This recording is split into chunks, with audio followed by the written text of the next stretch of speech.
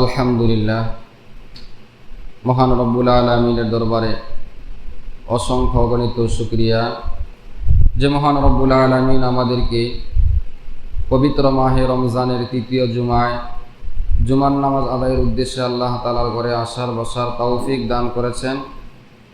যে মহান রব্বুল আলামিন আমাদেরকে আল্লাহ তাআলার ঘরে আসার বসার তৌফিক দান করেছেন এবং নামাজের পূর্ব মুহূর্তে, খুতবার পূর্ব মুহূর্তে কোরআন ও হাদিস থেকে কিছু কথা বলার এবং শোনার জন্য যে মালিক আমাদেরকে সুযোগ দিয়েছেন সে রব্বুল আলামিনের দরবারে কালিমাতুশ শুকর আদায় করে সকলে দিল থেকে বলি আলহামদুলিল্লাহ।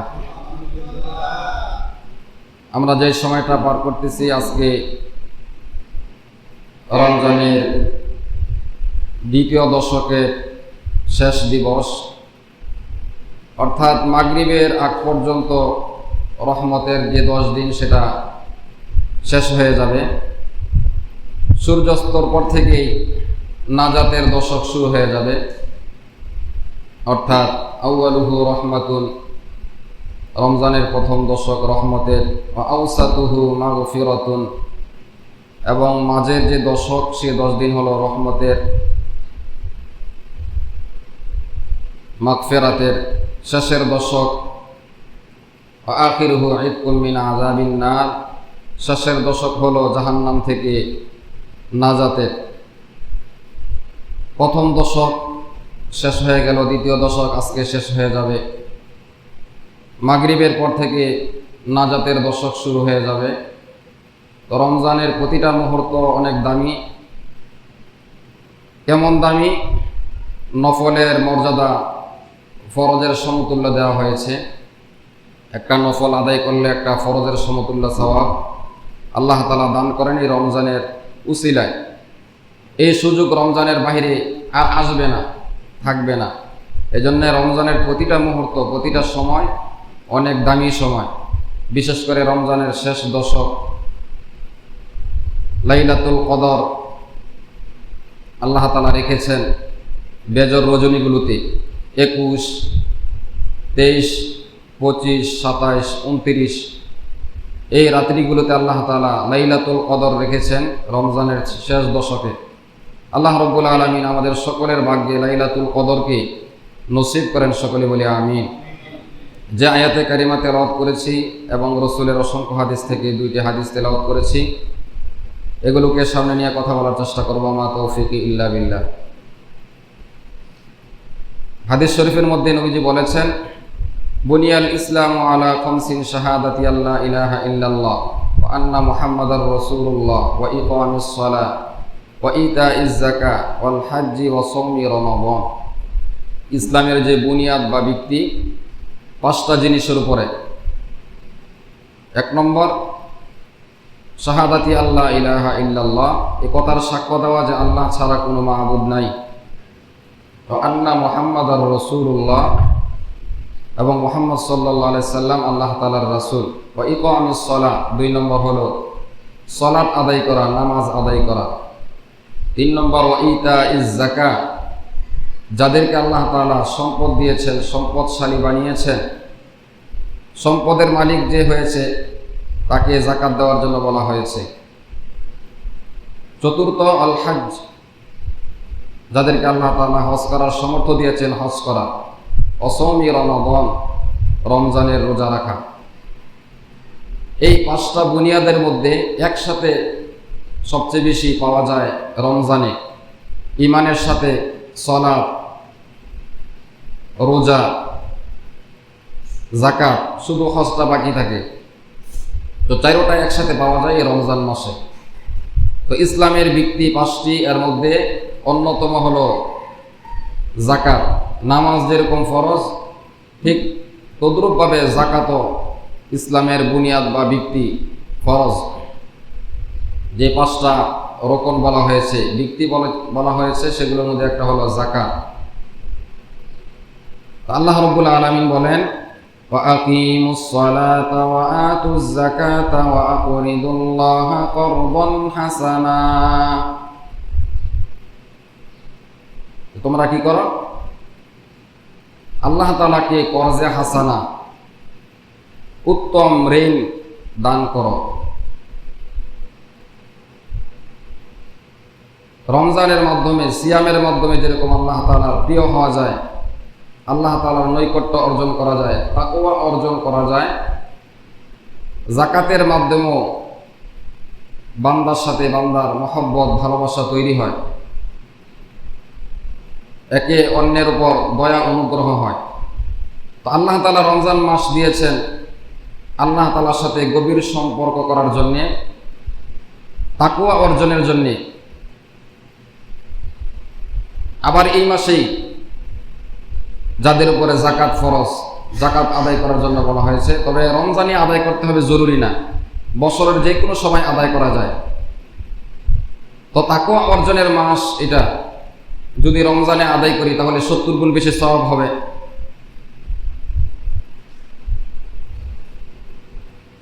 ইয়া আইয়ুহাল্লাযীনা আমানু কুতিবা আলাইকুমুস সিয়াম কামা কুতিবা আলাল্লাযীনা মিন ক্বাবলিকুম লাআল্লাকুম তাত্তাকুন। যে আমরা রমজান আসার পরে কতটুকু তাকওয়া, আল্লাহর ভয় অর্জন করতে পারলাম, এটা আমরা নিজেরাই উপলব্ধি করতে পারি। আল্লাহ তাআলা বলেছেন, আমিনু কামা আমানান নাস, আমিনু কামা আমানান নাস, তোমরা ঈমান আনো সাহাবায়ে কেরাম যেরকম ঈমান এনেছে। তোমাদের ঈমানের মাপকাঠি হবে সাহাবায়ে কেরামের ঈমানের মাপকাঠি। সাহাবায়ে কেরাম ঈমানের উপরে যে পরীক্ষা দিয়েছেন, তোমরা সেই ঈমানের পরীক্ষা দাও। ঈমানের পরীক্ষা দিলে ঈমান বৃদ্ধি হয়, ঈমান বাড়ে। ওয়ালা তাহিনু ওয়ালা তাহজানু ওয়া আনতুমুল আ'লাউনা ইন কুনতুম মুমিনিন। ঈমানদারি আল্লাহ তাআলা বিজয় দান করেন। যারা মুমিন, যারা ঈমানদার, তাদের কোনো পরাজয় নাই, তাদের কোনো ভয় নাই, চিন্তা নাই, টেনশন নাই। তারা সাময়িকভাবে যদিও ক্ষতিগ্রস্ত হয়, শহীদ হয়, কিন্তু সর্বশেষ মুমিন যারা, তাদেরই বিজয়। আল্লাহ তাআলা মুমিনদেরকে বিজয় দান করেন। এজন্যে তাকওয়া অর্জনের মাস।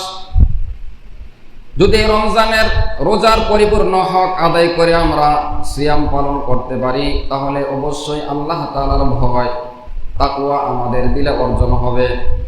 আল্লাহ তাআলা বলেন, ক্বাদ আফলাহা মান যাক্কাহা, যে তাকওয়া অর্জন করেছে, নিজের কলব অন্তরকে পূত পবিত্র করেছে, পবিত্রতা আনয়ন করেছে। যাক্কাহা ক্বাদ আফলাহা, সে সফল, যে তার আত্মার পরিশুদ্ধ করেছে। রমজান আসলো, তাকওয়া অর্জন করতে পারলাম না, তার চেয়ে হতভাগা আর কেউ নাই, তার চেয়ে বদনসিব আর কেউ নাই। সাহাবায়ে কেরামের ঈমান কেমন ছিল? খলিফাতুল মুসলিমিন হযরত ওমর ফারুক রাদিয়াল্লাহু তাআলা, যিনি অর্ধজাহানের বাদশা ছিলেন, ওনার খেলাফতের আমলে উনি জনগণের হাল পরিস্থিতি জানার জন্য,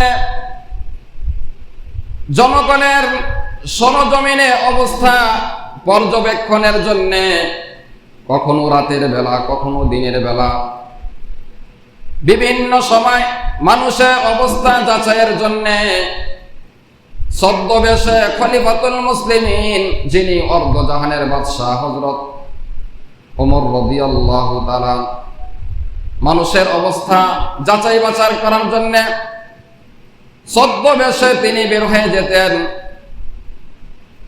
মানুষের বাস্তব অবস্থা পর্যবেক্ষণের জন্য। একদিনের ঘটনা, খলিফাতুল মুসলিমিন হযরত ওমর রাদিয়াল্লাহু তাআলা, তিনি ওনার গোলাম আসলামকে সাথে নিয়ে রওনা করলেন মরুভূমি এলাকা।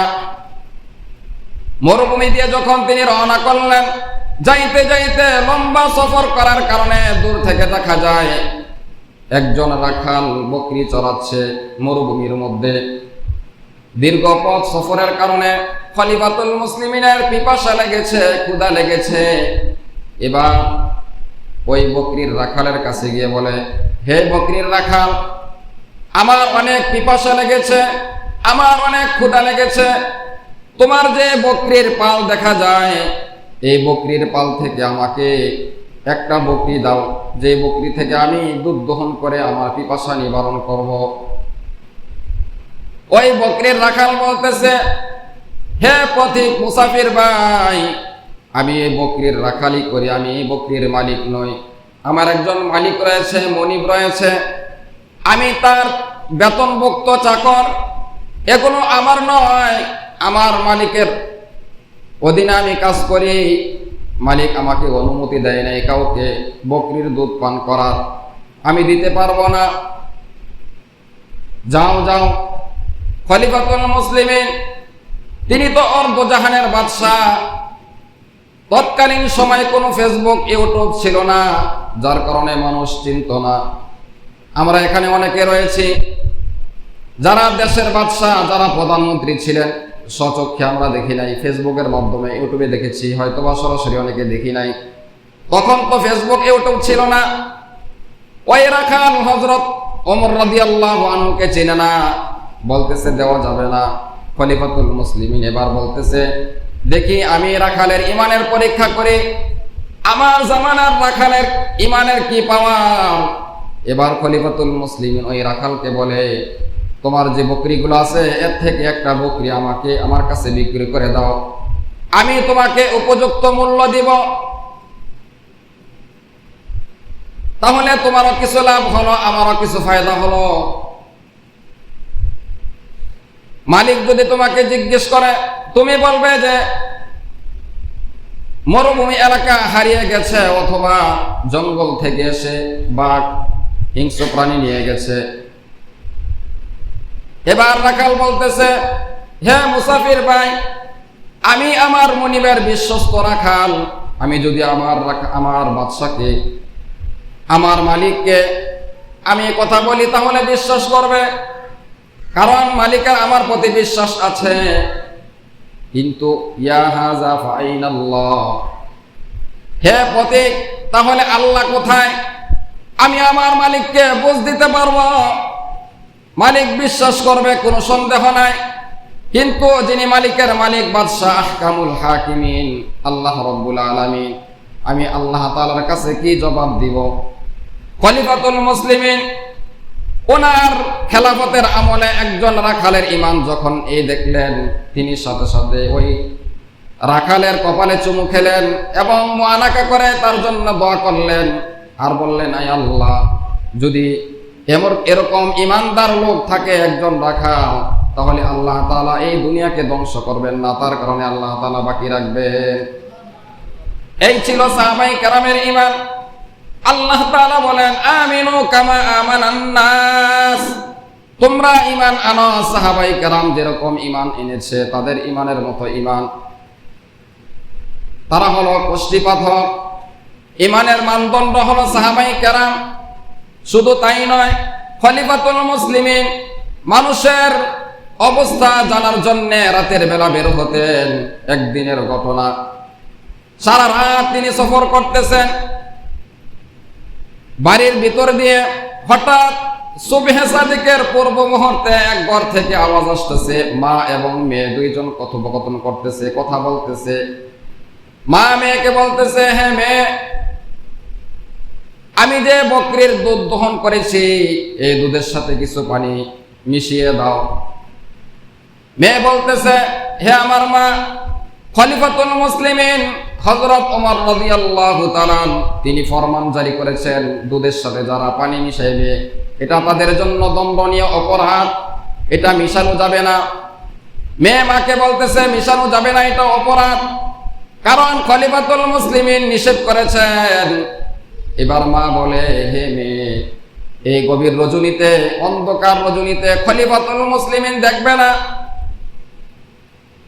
তার সৈন্যরাও কে জানবে না। এবার মেয়ে বলতেছে, হে মা, খলিফাতুল মুসলিমিন জানবে না, তার সৈন্যরাও জানবে না, কিন্তু খলিফাতুল মুসলিমিনের যিনি রব, আমার আপনার যিনি রব আল্লাহ রাব্বুল আলামিন, তাকে তো ফাঁকি দেওয়া যাবে না। খলিফাতুল মুসলিমিন ঘরের আড়াল থেকে, বাহির থেকে মা এবং মেয়ের এই কথা শুনতেছেন। সকালবেলা লোক পাঠাইল, যাও অমুক জায়গায় মা এবং মেয়ে তাদেরকে নিয়ে আসো। এবার লোক যখন পাঠাইলেন, তারা মা এবং মেয়েকে রাজ দরবারে হাজির করলেন। তারা মনে করেছে না জানি কি অপরাধ করেছি, না জানি এমন কি অন্যায় করেছি, যার কারণে খলিফাতুল মুসলিমিন আমাদেরকে রাজ দরবারে আহ্বান করেছে।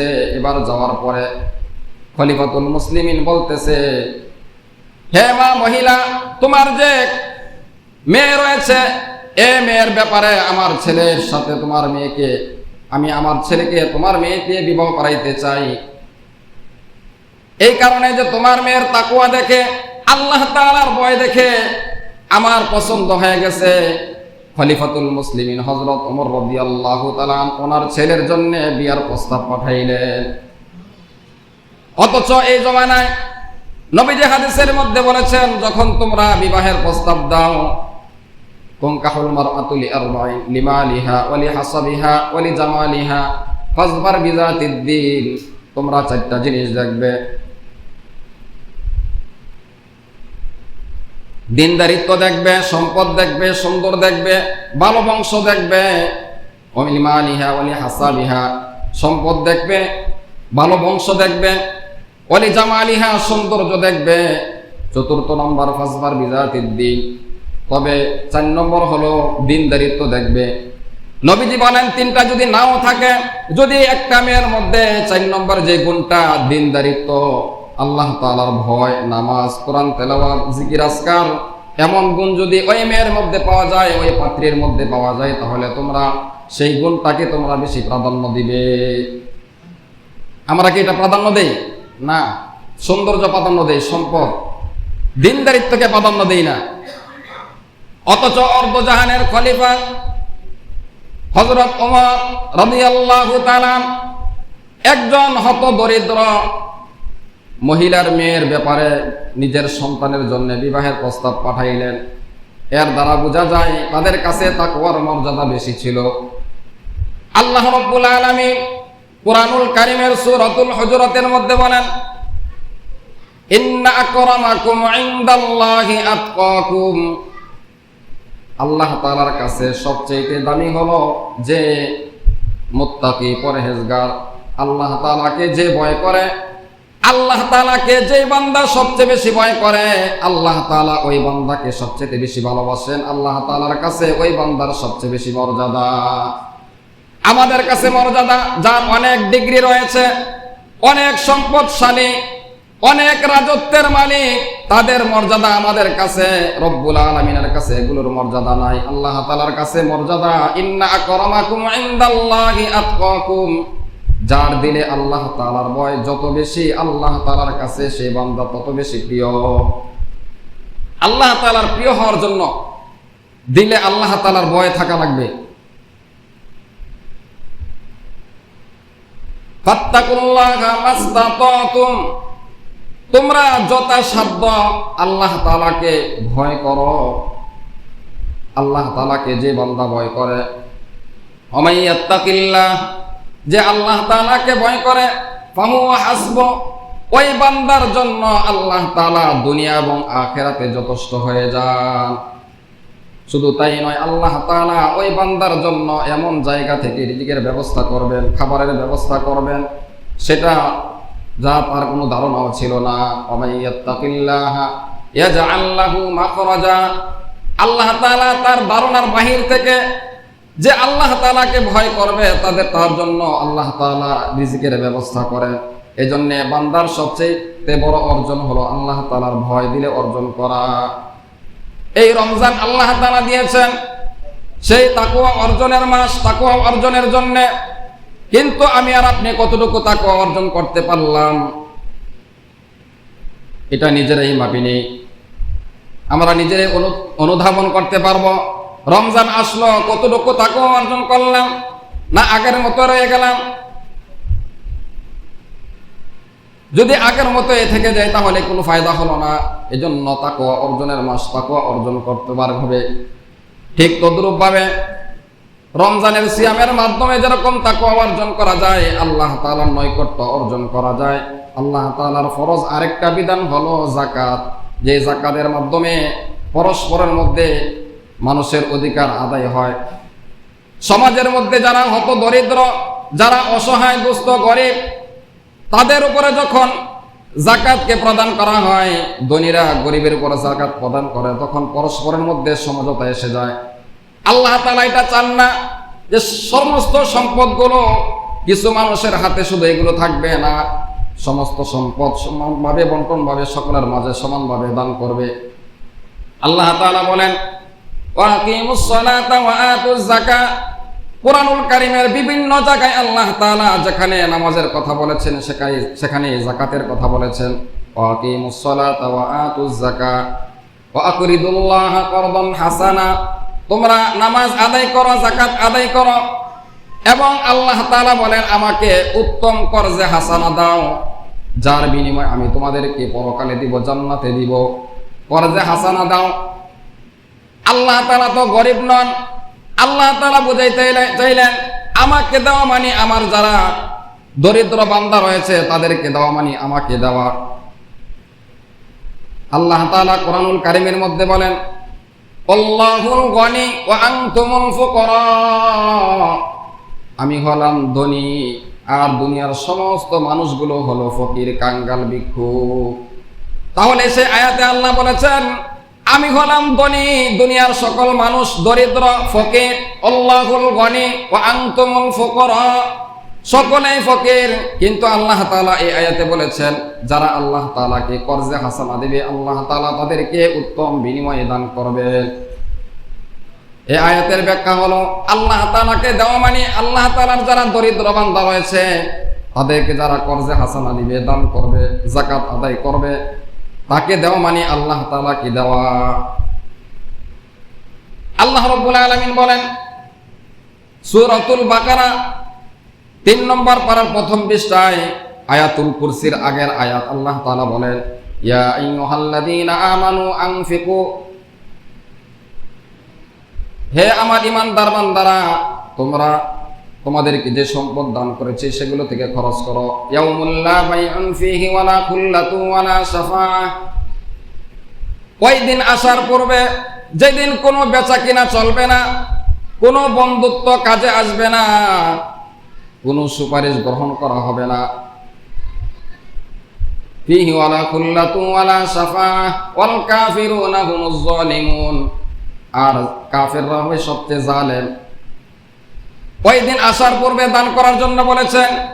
যেই দিন আফসোস করবে কোনো লাভ হবে না, যেই দিন কোনো বন্ধু কাজে আসবে না, কোনো বেচা কিনা চলবে না, সেদিন কোনো সম্পদের বিনিময় বাঁচা যাবে না। ওই দিন আসার পূর্বে তোমাদেরকে যে আমি সম্পদ দিয়েছি সেগুলো থেকে তোমরা খরচ করো।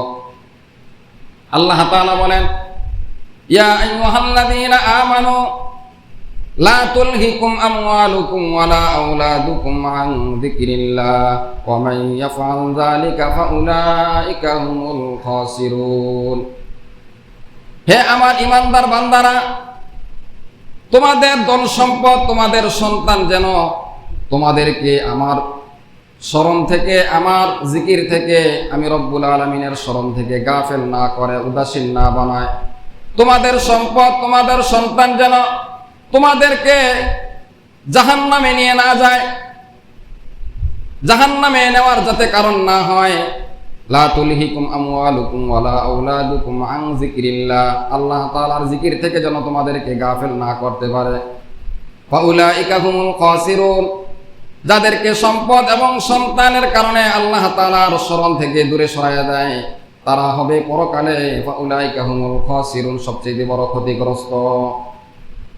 এর পরের আয়াতে রব্বুল আলামিন বলেন ওয়া আনফিকু মিম্মা রাযাকনাকুম মিন ক্বাবলি আন ইয়াতিয়া আহাদাকুমুল মাউত ফায়াকুলা রাব্বি লাউলা আখখারতানি ইলা আজালিন করিব।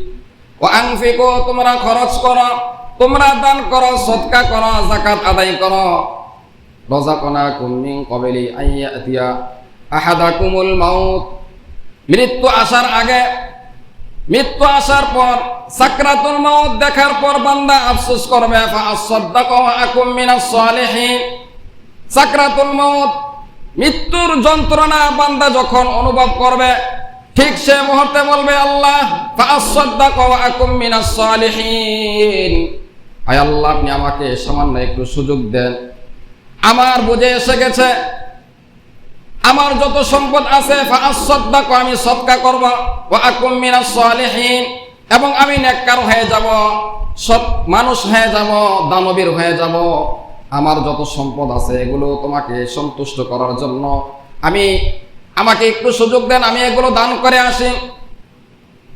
ওয়া আকুম মিনাস সালিহিন, আল্লাহ তাআলা সাথে সাথে ফেরেশতাদের মাধ্যমে জানিয়ে দিবেন, ওয়ালা ইউআখিরুল্লাহু নাফসান ইযা জাআ আজালুহা, ওয়ালা ইউআখিরুল্লাহ, তোমাকে আর 1 সেকেন্ড সুযোগ দেওয়া হবে না।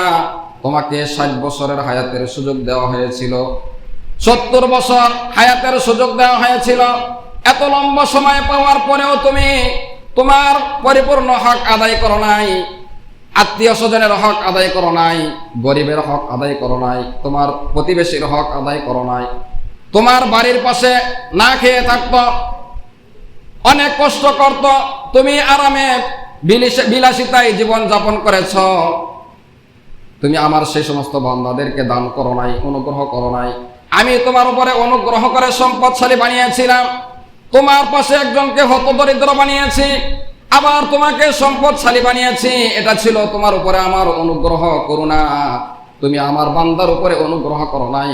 আজকে হাসরের ময়দানে আমি রব্বুল আলামিন তোমার উপরে কোনো দয়া অনুগ্রহ করব না। ইযা জাআ আজালুহা, আর 1 মুহূর্ত সুযোগ দেওয়া হবে না। আল্লাহ রব্বুল আলামিন সূরাতুত তাওবার মধ্যে বলেন, 10 নম্বর পারার 11 নম্বর পৃষ্ঠায়, ওয়াল্লাযীনা ইয়াকনিজুনা আয-যাহাবা ওয়াল ফিদ্দাতা ওয়ালা ইউনফিকুনাহা ফী সাবিলিল্লাহি ফাবাশশিরহুম বিআযাবিন আলীম। যারা সম্পদকে যাকাত না দিয়ে, স্বর্ণ রূপার এগুলোর যাকাত আদায় না করে, মালের যাকাত আদায় না করে, এগুলোকে জমা রাখে, কুক্ষিগত রাখে, পঞ্জীভূত করা রাখে, এগুলো আদায় না করে। ওয়াল্লাযীনা ইয়াকনিজুনা আয-যাহাবা ওয়াল ফিদ্দা, যাহাবা ওয়াল ফিদ্দা, স্বর্ণ এবং রূপা, এগুলোকে জমা রাখে, এগুলোর যাকাত আদায় করে না। ওয়ালা ইউনফিকুনাহা ফী সাবিলিল্লাহ, আল্লাহ তাআলার রাস্তায় খরচ করে না। ফাবাশশিরহুম বিআযাবিন আলীম, তাদের জন্য জাহান্নামের সুসংবাদ। জাহান্নামের তো সুসংবাদ হয় না, আল্লাহ তাআলা তিরস্কার করে বললেন, তোমরা যে এগুলো জমা করেছ এগুলোর সাজা তোমরাই ভোগ করবে। আল্লাহ তাআলা তিরস্কার করে বলেছেন, ফাবাশশিরহুম বিআযাবিন আলীম, তাদের জন্য রয়েছে যন্ত্রণাদায়ক শাস্তির সুসংবাদ।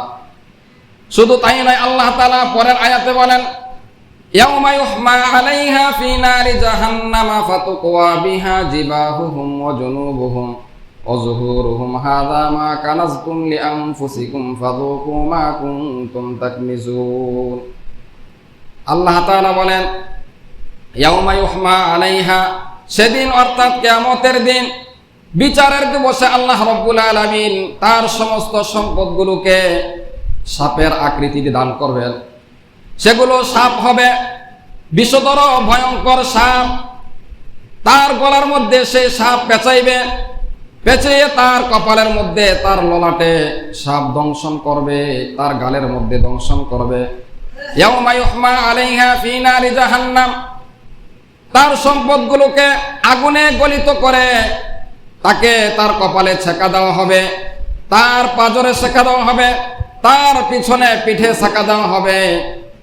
মানুষ যেমনি ভাবে কাপড়ের মধ্যে আয়রন করে, লন্ডিত নিয়ে আয়রন করে, কারেন্টের হিট দিয়ে জামা কাপড় আয়রন করা হয়, আল্লাহ তাআলা যারা সম্পদগুলো জমা রাখে, যাকাত আদায় করে না, তাদের সম্পদগুলো জমা করে একত্রিত করে, সেগুলোকে গলিয়ে তারপরে এগুলো দিয়ে তার কপালের মধ্যে ছেঁকা দেওয়া হবে, তার পাজরে ছেঁকা দেওয়া হবে, তার পিছনে ছেঁকা দেওয়া হবে। মানুষের কাছে যখন সম্পদশালীর কাছে গিয়ে দরিদ্র মানুষ চায়, তার কপালে বাস পড়ে যায়, এজন্য তার কপালে ছেক দেওয়া হবে, পাজরে ছেক দেওয়া হবে। এজন্য সে যখন গড়িয়ে যায় সম্পদ না দিয়ে, যাকাত না দিয়ে, আবার যখন পিছনে দেওয়া হবে ছেকা। এজন্য মানুষ যখন গিয়ে চায় তখন সে না দিয়ে চলে আসে, পিছন দিক দিয়ে থাকে। এজন্য আল্লাহ তাআলা তার চেহারায়, তার কপালে, তার ললাটে, তার পাজরে এবং পিঠে ছেকা দেওয়া হবে, শাস্তি দিবেন। ইয়াউমা ইউহমা আলাইহা ফী নারি জাহান্নামা ফাতুকওয়া বিহা জিবাহুহুম ওয়া জুনুবুহুম ওয়া যুহুরুহুম, আর সেই সম্পদগুলো তাকে লক্ষ্য করে বলবে হাযা মা কানাজতুম, এগুলো তোমার দুনিয়ার জমাকৃত সম্পদ, সেই সম্পদ আজকে তোমাকে শাস্তি দিচ্ছে।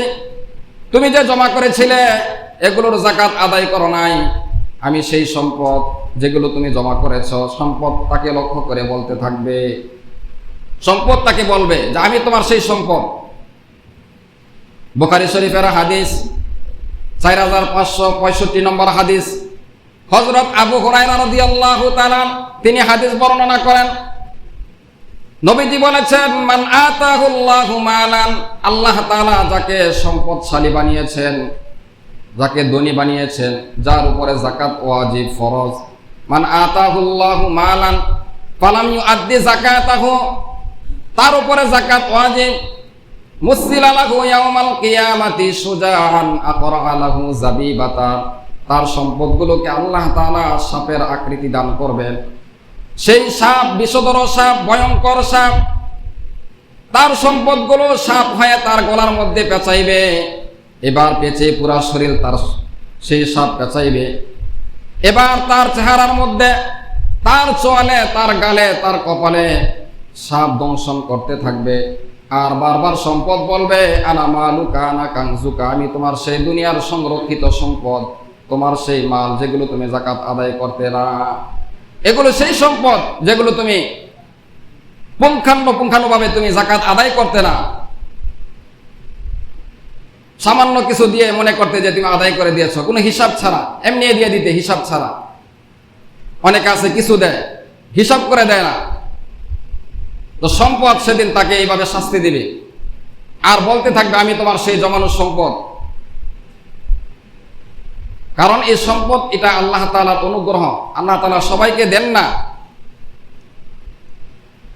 আল্লাহ তাআলা বলেন ইন্না কারুনা কানা মিন কওমি মূসা ফাবাগা আলাইহিম, আল্লাহ তাআলা কিয়ামত পর্যন্ত সমস্ত মানুষের জন্য দৃষ্টান্ত স্থাপন করেছেন, হে দুনিয়ার মানুষেরা, হে দুনিয়াবাসীরা, তোমরা কি সম্পদশালী, আমি কারুনকে এত সম্পদ দিয়েছিলাম। ইন্না কারুনা কানা মিন কওমি মূসা, সে ছিল মূসা পয়গম্বরের সম্প্রদায়ের লোক, ফাবাগা আলাইহিম,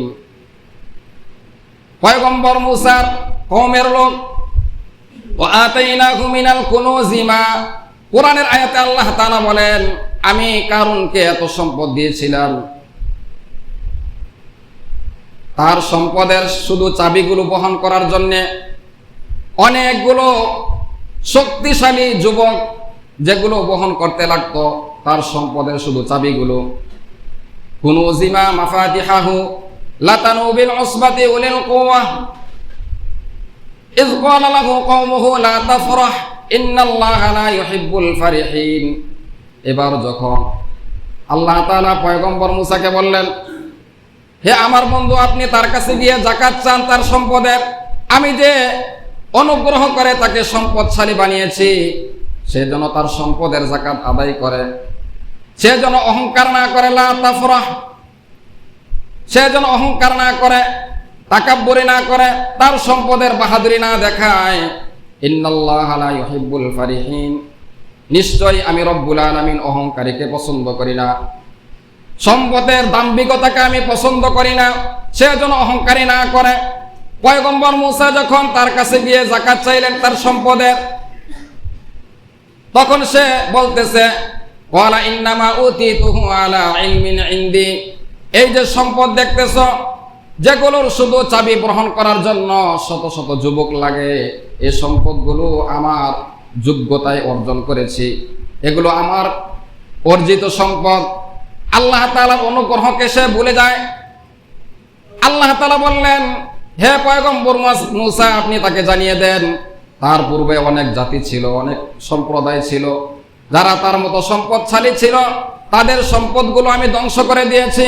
সে যদি অহংকারী করে দাম্ভিকতা দেখায়, তার সম্পদগুলো আমি জমিনে ধসিয়ে দিব।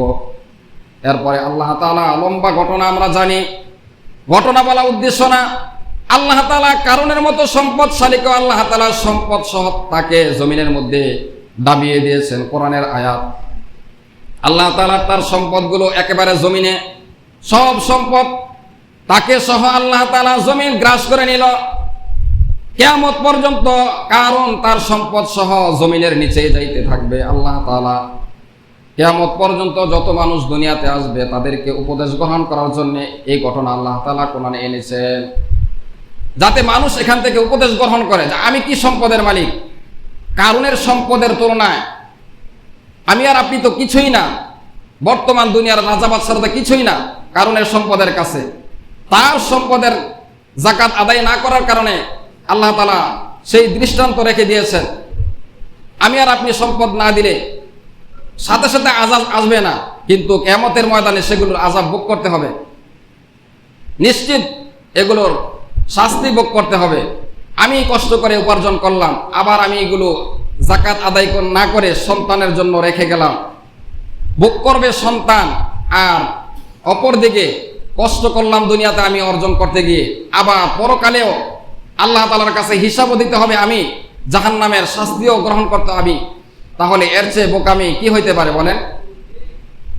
এটা তো বোকামি যে আমি কষ্ট করে উপার্জন করলাম, ভোগ করতে পারলাম না, রেখে গেলাম সন্তানের জন্য, সন্তান যেভাবে ইচ্ছা সেভাবে এগুলো নষ্ট করেছে, কিন্তু এগুলোর হিসাব দিতে হবে আমাকে। এজন্যে এই ঘটনা থেকে, এই কোরআনের ঘটনা থেকে আমরা উপদেশ গ্রহণ করি, যাদেরকে আল্লাহ তাআলা সম্পদশালী বানিয়েছেন তাদের সেই সম্পদের যে পরিমাণ যাকাত ওয়াজিব সেগুলো আদায় করা। রমজান মাসে আরেকটা ইবাদত আল্লাহ তাআলা রেখেছেন, সদকাতুল ফিতর। সদকাতুল ফিতর আমরা ঈদের আগেই অনেকে আদায় করে ফেলি। নিয়ম হলো ঈদের দিন ঈদগাহে যাওয়ার আগে আদায় করা, তো আমরা আগে আদায় করে ফেলি, ভালো আলহামদুলিল্লাহ।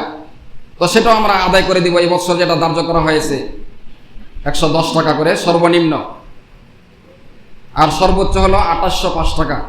কিন্তু দেখেন আমরা যেটা সর্বনিম্ন সেটাই আদায় করি, কিন্তু সর্বোচ্চটা একজনও আদায় করি না। পুরা গ্রামের মধ্যে মনে হয় একজনও পাওয়া যাবে না যে যেটা সর্বোচ্চ সেটা আদায় করে। অথচ একই ব্যক্তি আমরা কিন্তু বাজারে যাওয়ার ক্ষেত্রে, বাজার করার ক্ষেত্রে, মার্কেট করার ক্ষেত্রে, বাড়িঘর নির্মাণের ক্ষেত্রে সর্বনিম্নটা করি না, সবচেয়ে দামিটা আমরা বাজার থেকে ক্রয় করি। কিন্তু সদকাতুল ফিতর দেওয়ার ক্ষেত্রে যেটা সর্বনিম্ন সেটা দিয়েই সকলে সমানভাবে আদায় করতে যাই, এটা উচিত না। যাকে আল্লাহ তাআলা যতটুকু সামর্থ্য দিয়েছেন সে সেটা দিয়ে আদায় করবে। সর্বনিম্ন হলো গম, জব অথবা আটা, ময়দা, এগুলো দিয়ে আদায় করা। এরপরে খেজুর, কিশমিশ, পনির, এগুলো দিয়ে আদায় করা। তো পর্যায়ক্রমে যাদেরকে আল্লাহ তাআলা যতটুকু সামর্থ্য দিয়েছেন, সর্বনিম্ন হলো যেটা আটা দিয়ে অর্ধসা 110 টাকা জনপ্রতি, আপনার উপরে এবং আপনার নাবালেগ সন্তানের উপরে, আপনার উপরে দায়িত্ব। তো আল্লাহ তাআলা আমাদেরকে যে কথাগুলো বললাম সকলকে আমল করার তৌফিক দান করুন।